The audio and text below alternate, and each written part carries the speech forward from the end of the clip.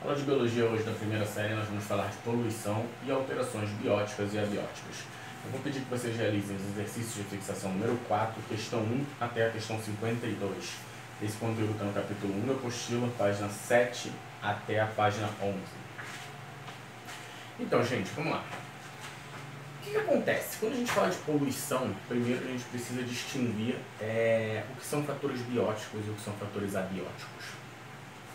Porque quando a gente abre esse leque de tipos de poluições, a gente vê que as poluições elas não necessariamente vão acontecer diretamente com os seres vivos, mas também com os seres sem vida, que vão afetar os seres com vida.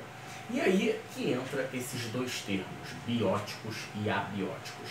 A gente sabe que o termo bio significa vida. Então, dentro da ciência, tudo que é biótico é aquilo que tem vida na natureza. E tudo que é o abiótico é aquilo que não tem vida na natureza. Por que isso? Porque existe uma regra dentro da ciência que toda palavra, quando acrescentada a letra A na frente, ela tem o significado de negação, o oposto. Então, se biótico é tudo que tem vida, o abiótico é tudo aquilo que não vai ter vida. Vamos dar um exemplo disso. Por exemplo, numa floresta, o que eu tenho de fatores bióticos?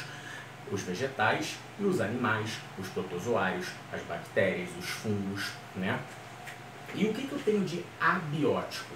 A água, o solo, a pedra, a terra, a areia. E uma questão muito interessante.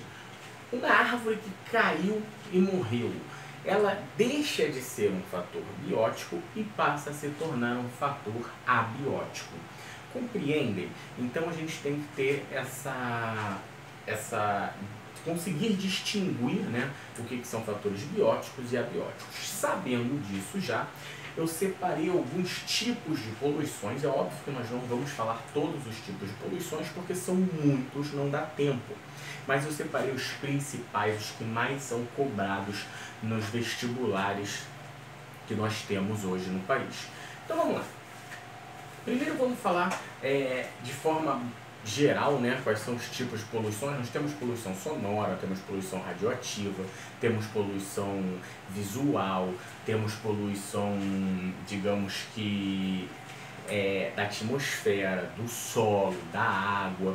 E aí, dentro desse imenso leque, a gente separa as poluições mais comentadas hoje na imprensa, comentada sobre nos governos, que mais afligem a população.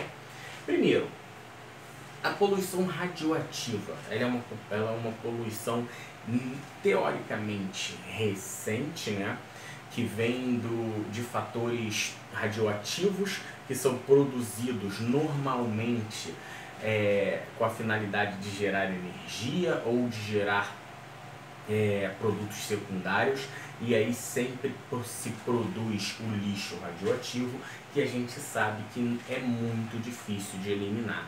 E aí a forma de eliminar, muitas vezes incorreta, acaba poluindo o solo ou a água, E essa poluição pode levar a danos gravíssimos à saúde, como mutações genéticas, podendo causar até câncer em determinados sistemas, órgãos e tecidos do corpo humano, A poluição sonora, por incrível que pareça, ela é uma poluição muito, digamos que, em alta no momento. Por quê? Hoje, nas grandes cidades, a gente sabe que é praticamente impossível a gente ter um local de silêncio. Só que a gente já vive há tanto tempo nesse meio barulhento que a gente acaba se acostumando. Porém, esse barulho constante e excessivo, ele gera uma série de consequências ao nosso sistema nervoso, como, por exemplo, o estresse, acaba causando transtornos na produção hormonal. Então, é uma poluição que está presente no nosso dia a dia, principalmente nas grandes cidades, e que causa grandes danos, digamos que invisíveis à nossa população, E aí agora a gente vai entrar nas poluições mais, digamos, debatidas, né? Que é o efeito estufa, magnificação trófica, inversão térmica. Vamos lá. Primeiro, o que é o efeito estufa? Primeira coisa que a gente precisa entender é que o efeito estufa ele é natural no nosso planeta e ele é benéfico ao nosso planeta. Sem o efeito estufa, não existiria vida no nosso planeta. O nosso planeta hoje ele tem uma temperatura média por volta de 16,5 graus Celsius. Tá? Sem esse efeito estufa, o nosso planeta teria uma temperatura de menos 40 graus Celsius na temperatura média. Ou seja, uma bola de neve não teria como ter vida no nosso planeta. Só que o efeito estufa, ele garante uma retenção, né, de alguns gases, dentre eles o oxigênio, o metano e o dióxido de carbono, que é o principal nesse caso, que retém os raios do Sol, retém a temperatura, o calor térmico do Sol, emitido pelo Sol, e consegue aquecer o planeta, proporcionando assim uma temperatura adequada para a vida no nosso planeta.